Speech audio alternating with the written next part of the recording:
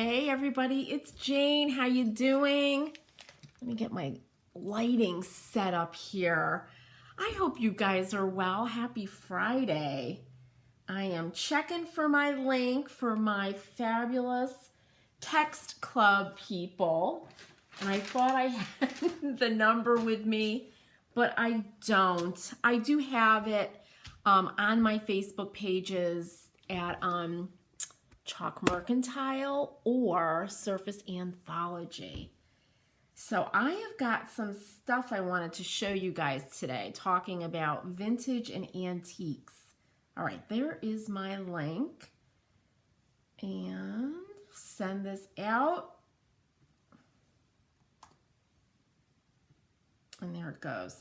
All right, so I have collected, let me get my computer out of the way. Ugh, I've got wires everywhere, honest to God. But I have collected, I guess I've grown up with antiques. My mom was really into them. My grandmother, hey Denise, hi from Southern California. Hi there, hi Amanda, good to see you guys. Thanks for joining me. I hope you find my crazy stuff interesting. But basically, I grew up around antiques. The bedroom set I had as a child when I was out of a crib was a dark cherry antique 4-poster bed and the vanity and everything. And I didn't think anything of it. I thought that was normal. So I love antiques. I love vintage. I can't get enough of it. Hey, Barb. Oh, recovering from neck surgery. Oh, Barb, I hope you're doing well. That cannot be fun. I'm glad you love watching me. I hope it gives you a little distraction. I recovered last week just from dental surgery. I can't imagine my neck. But I'm so glad you're joining me today, Barb. And hi, Swamper60. I like that name. That's fabulous. Hi there. Welcome. Thanks for joining me. So you guys, I have been collecting my whole life. As a little girl, I love vintage flowy dresses and antique dolls. And my family, my aunts were really, one of my aunts in particular, my Aunt Gloria, who married a farmer, was always at these 4-H things, right? 4-H fairs. And back then, you used to be able to get some really cool, they'd have the big kind of tents with everybody's stuff. Some people would call it junk. I called it treasures. But you can get stuff. And I remember as a child, begging my aunt or my mom to buy me stuff. Oh, Denise, yes. And you're waiting. Denise signed up for my workshop. That has to be the antique finish workshop, right, Denise? Did I add you to that? No, you are added to that. I have a new platform for all my workshops, and I'm switching over. So, Denise, if you have any issues at all, you just shoot me an email and let me know. And thank you so much. And thanks for liking my work. And I have to tell you guys, Denise is talking about my antique finish workshop, and it's about taking a piece of furniture.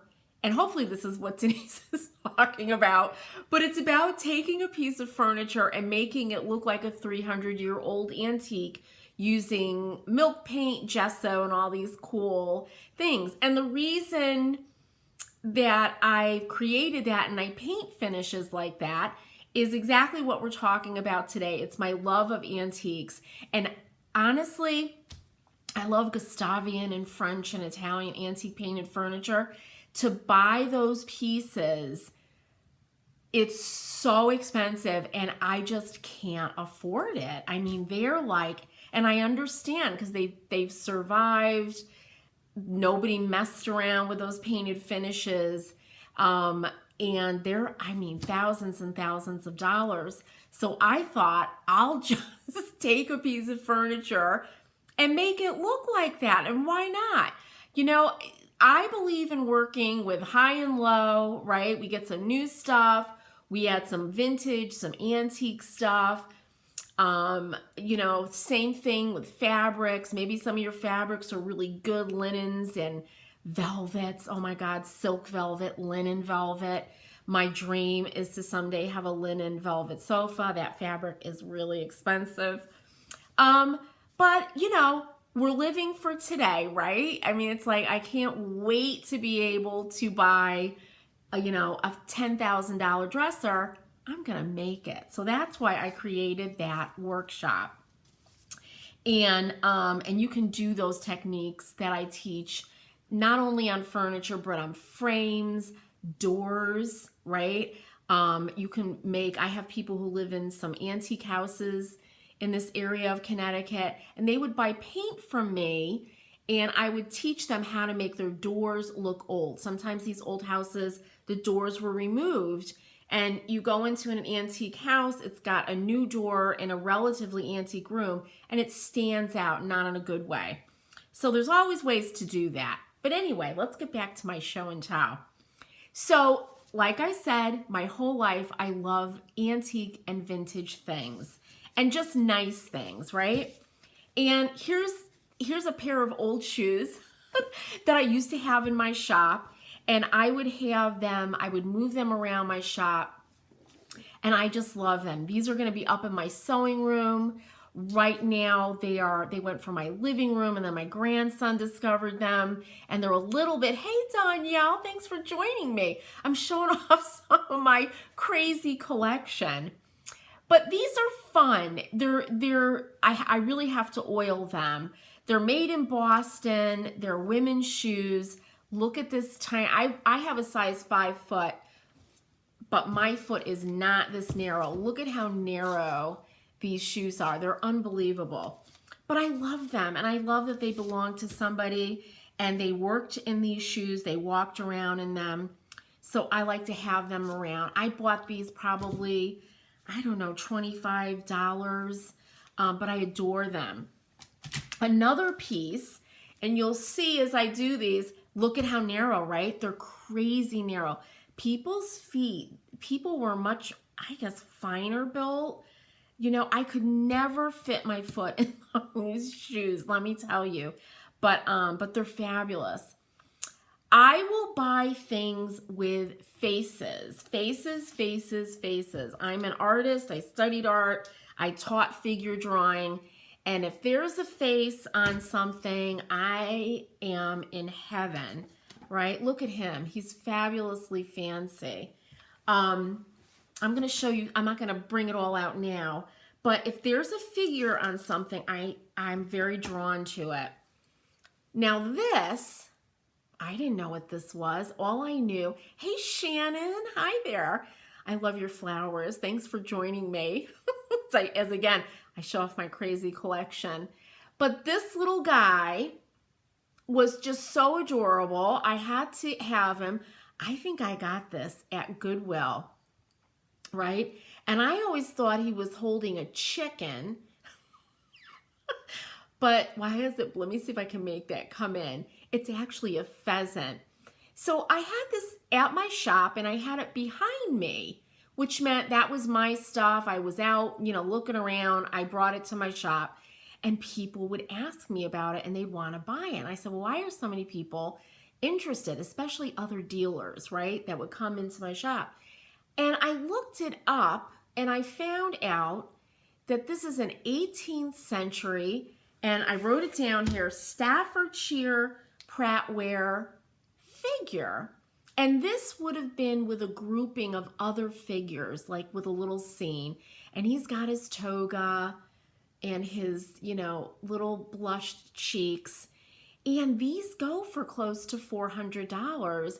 And I think I paid, I don't know, maybe $5 or $6. And I'm still not going to sell him. And I had offers because I just think he's adorable. And I have him up on a little shelf unit, kind of this little miniature china cabinet I have when you come into my house. And I just love him. So look, I found that. I'm pretty sure at Goodwill. So keep your eyes peeled. And if you are an antique, you know, a dealer, you have a booth, and you find stuff like that, make sure you look it up so you know the real value. Now these are not antiques. The engravings might be, but these are probably, I would say, from the 30s or 40s, the 1930s or 40s. And I brought them out in the Surface Anthology membership, and that's my membership where I teach different kinds of paint techniques every month. Isn't he super sweet? Oh, the little guy, isn't he super sweet, right? Oh, you know, and I guess Staffordshire, those, you know, you see the dogs that are kind of facing each other. Those I recognize. That little guy I didn't. But we were painting mirrors, doing reverse painting.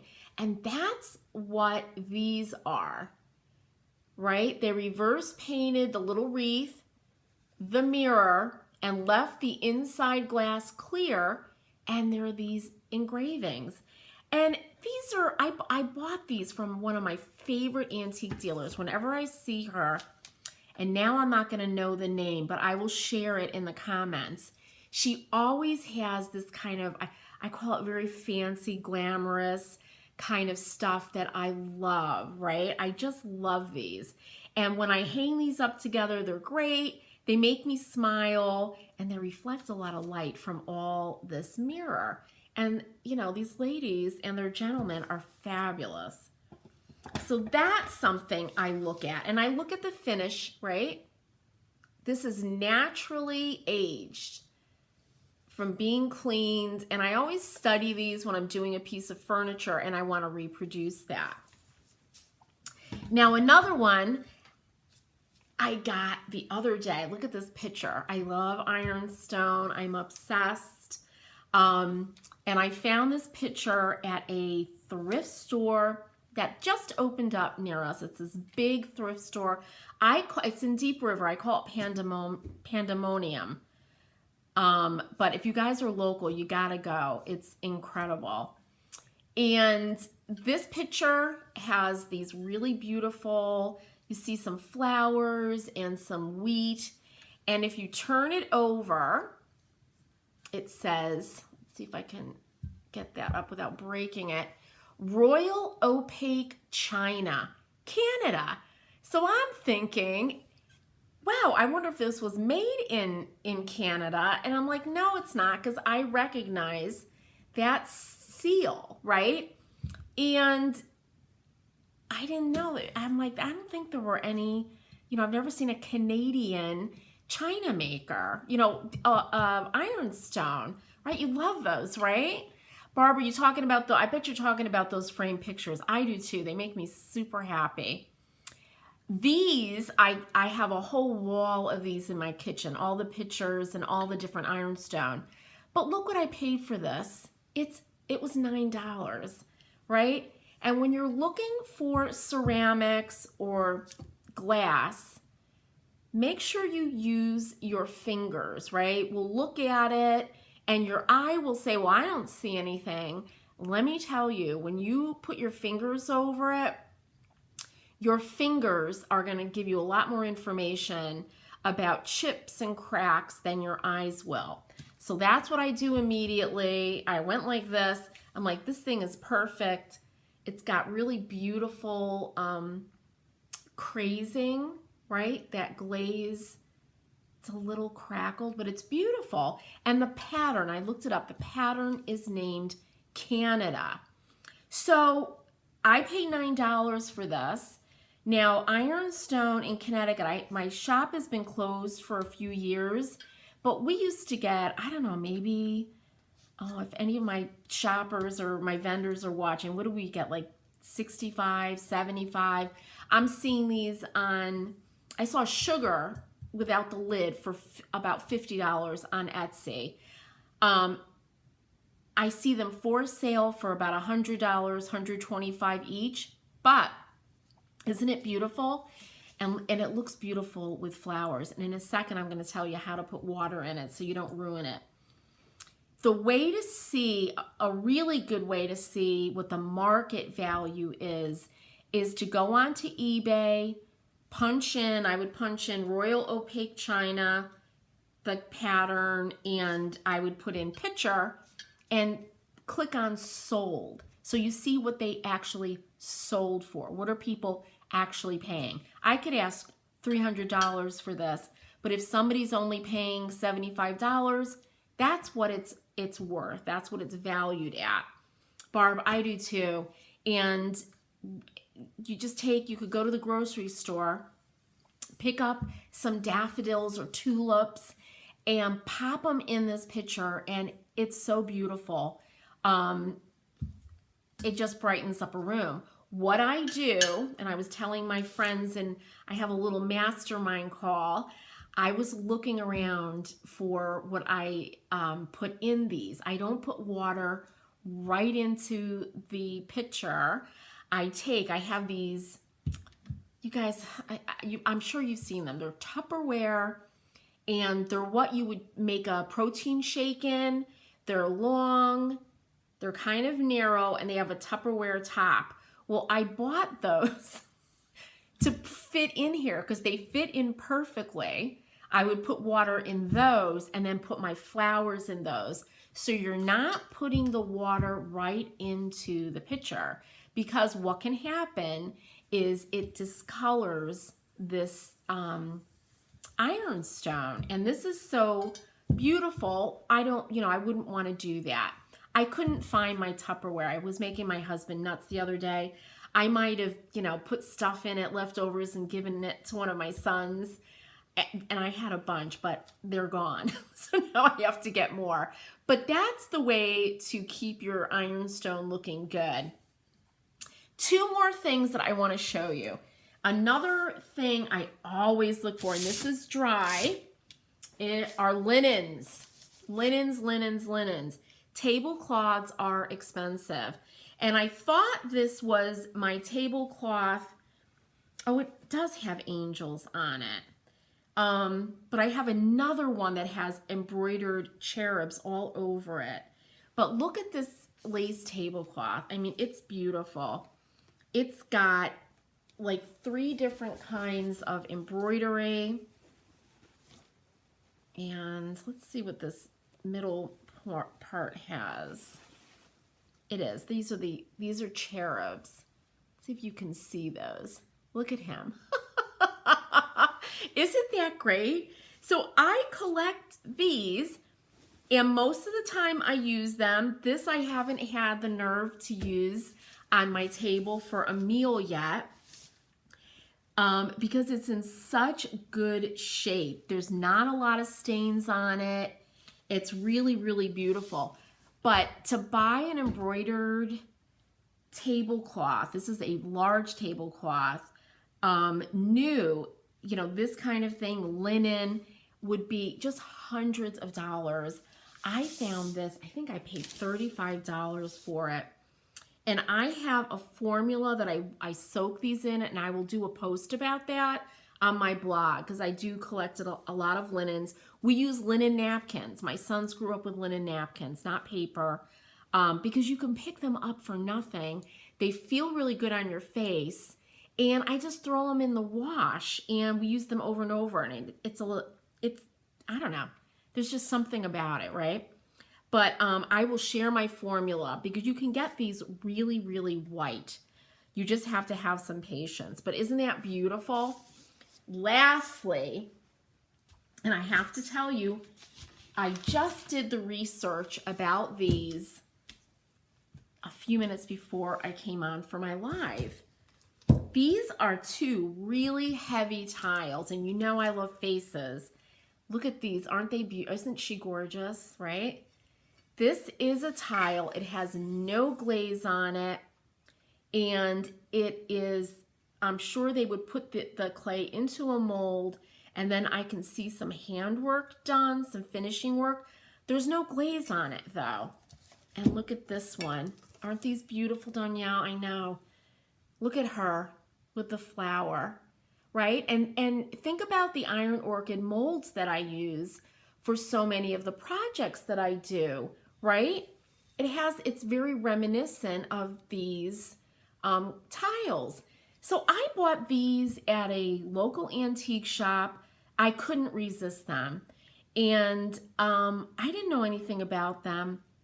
I do think I paid about $60 for the two. I had to have them. Hey, Brenda, aren't these something? And I looked underneath and it says Volkmar, Volkmar. And I looked it up, and these are this was a tile manufacturer. Barb has her great grandma's linens and hankies. Oh my God. And those handkerchiefs. Aren't they absolutely exquisite? I do. I put them in my bag. Oh my God. My friends would die laughing because they call me fancy. And I'll pull out one of those old handkerchiefs. And why not, right? You could get piles of them. And they're the finest linen, embroidered, right? And this is when women used to wear gloves. Oh, Barb, that's so wonderful. I would love to see that.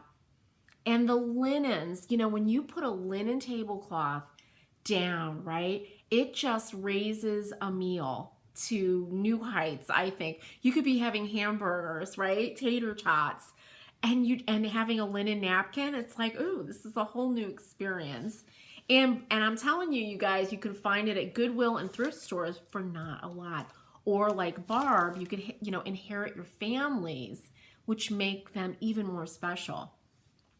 Back to these two little ladies here.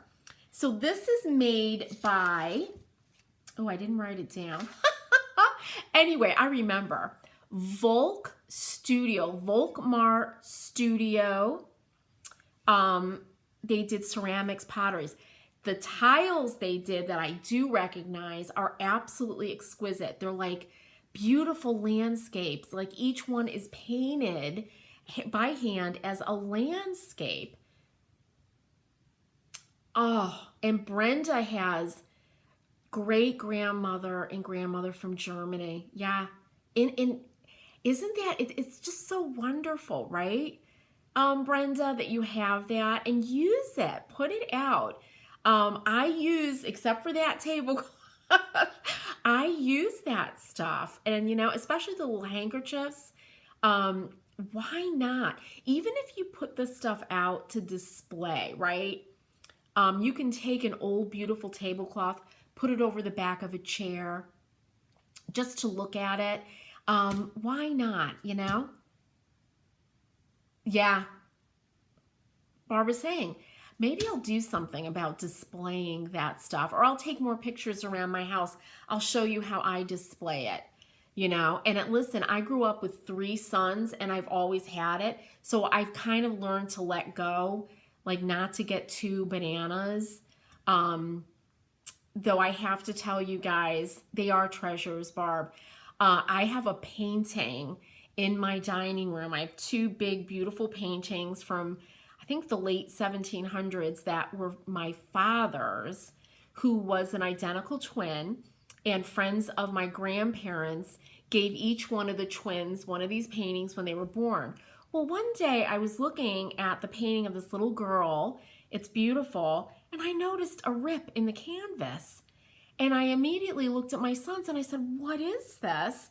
And they all turned, 2 of my sons turned to their brother Christopher and said, well, Chris was showing off and he popped, they had bought, and they were of age, this was in their mid-20s, some, what did they love, these craft beers, and it had a cork.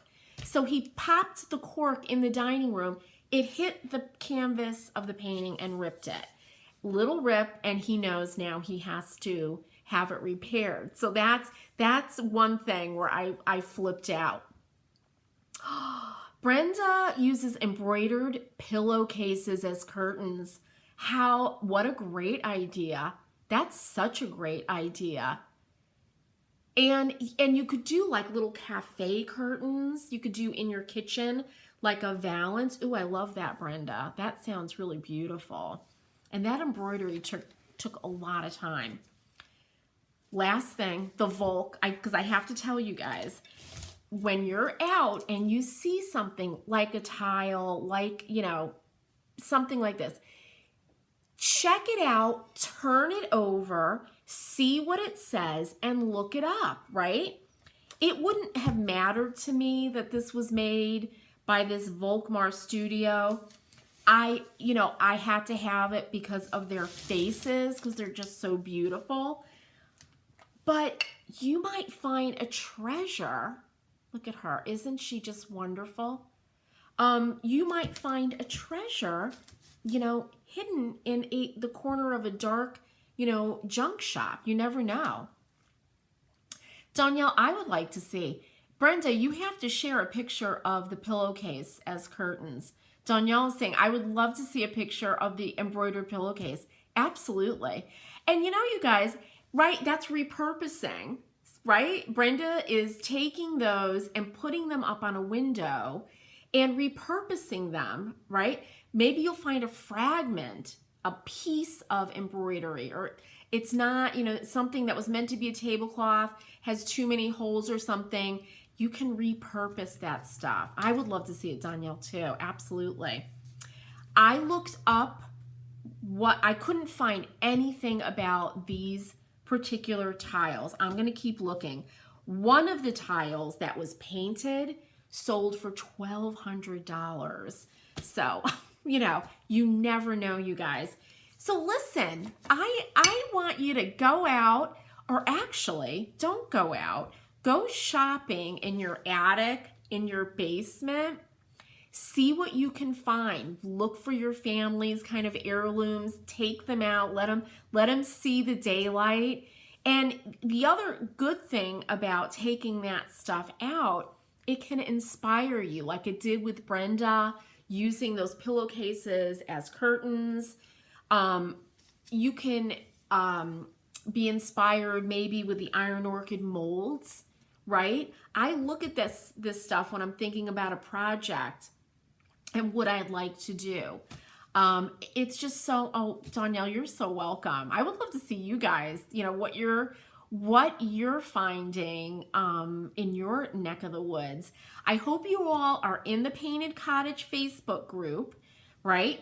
Go in there, share some stuff. Say, here's some vintage stuff. Brenda, say, here's a picture of my embroidered pillowcase curtains. We'd love to see that. And I will continue when I find something. I think once a week, I will do a post about, what I've found out and about, and what I'm using, what inspires me, I will absolutely do that. And the other thing I wanted to say, because I was talking to my son about this with decorating, is when you bring these finds out, when you put them into your decor, right? And you mix, maybe you have mid-century stuff, right? A lot of beautiful mid-century stuff. And you put in, an really old antique with the mid-century stuff. They act as a counterpoint to each other, right? And they bring each other out. Absolutely. Oh, Amanda says, we lived in a small house that had a tiny, ugly window in the bathroom. There we go. So I made a fun window treatment using vintage hankies and tea towel. Vintage hankies and tea towels. I love that. And Amanda, tea towels. We usually, we don't use those tea towels anymore, or those fingertip towels. Those would make beautiful little curtains. Oh, I love that. You have to share that. We want to see that. So what do I do with these tiles, Brenda is asking. I actually have these on the same shelf as with my little Staffordshire guy. And I just have them, when you come into my house, I'm going to try to take a picture of it. I had this very small little china cabinet, really shallow, maybe, I don't know, 30 inches across, and has little shelves. And I put these things on the shelves. So I had these together with him, right? And every time, I put my keys down, I look up at them, I see them, and I love it. And then Shannon says, oh, here we go. Yep, I see what you're writing. Shannon writes, What if you have so much stuff, it's overwhelming and don't know where to start? That's, we're doing that now. And my mom passed away. I moved back to Connecticut to take care of my mom back in like 2010. And my mom passed away a few years ago. And it was very, very difficult for me to, I moved all her stuff into my house, into my basement, and I'm going through it now. And it is difficult, but you have to do it little by little. And I know, and if it's overwhelming, don't try to do it all at once. And I did try to do that, and it was very overwhelming. It was very emotional. And I was like, and of course I have 3 sons, and I'm like, what, you got to take this, you got to take that. And they're like, we don't have room, Mom, and they did take so much stuff that they loved that they want to use. So you know what, Shannon, I would tell you to do it little by little. And when you bring out a piece to display, what I've been doing is I've been taking something that I don't use. It's just like in my china, in my cabinets, in my kitchen cabinets where I have dishes and things. My husband and I have mugs for days. And I think we might use maybe 4 or 5, mugs in regular rotation. The rest are just taking up space. And they're not from my mom. They're not from my sons, right? If they were ones that my sons gave me or that they loved as children, I would either give it to them or keep them for sentimental reasons. But I've been actually filling up boxes. So stuff I don't use anymore, my husband doesn't use anymore, my kids don't want anymore, we've been getting rid of and donating. And I really, this is going to sound, you hear people, organizers tell you to do this, but we have a box that there's a to keep box, to donate box, and to trash box. And now I actually move those boxes into our garage, and I literally put that stuff in there to get it out of the house, because you can't get to the point where you just have too much stuff. My house, when you come in, it isn't just, walls of cluttered vintage stuff everywhere. Though I have to tell you, there are designers and people who are able to make that work. I've seen, in magazines and stuff where they have like every inch of the wall is covered with art, and it looks great. I can't do that. I haven't figured it out yet. So it's not me. So Shannon, I would tell you to take your time, even if you did it one drawer at a time, one cabinet at a time, you'll eventually get it done. And when I bring something in, I do try to get rid of something. It doesn't work all the time, of course. So you guys, thank you so much for joining me today. And I hope you're in the Painted Cottage Facebook group, because then we could all be in there and post pictures of how Brenda's using her pillowcases as curtains. And I think, and Amanda too, she's got the vintage hankies and tea towels. Generation German is probably going to get rid of the house in Germany, and I'm devastated. It was my childhood home, but I can't ship the stuff over, etc. That's, Brenda, that is intense. I would be calling my mother to get some of that stuff, or maybe you'll have to take a trip over there. And Brenda, are you out in, Brenda, are you out in Oregon? Let me see. Because that means you're really far away.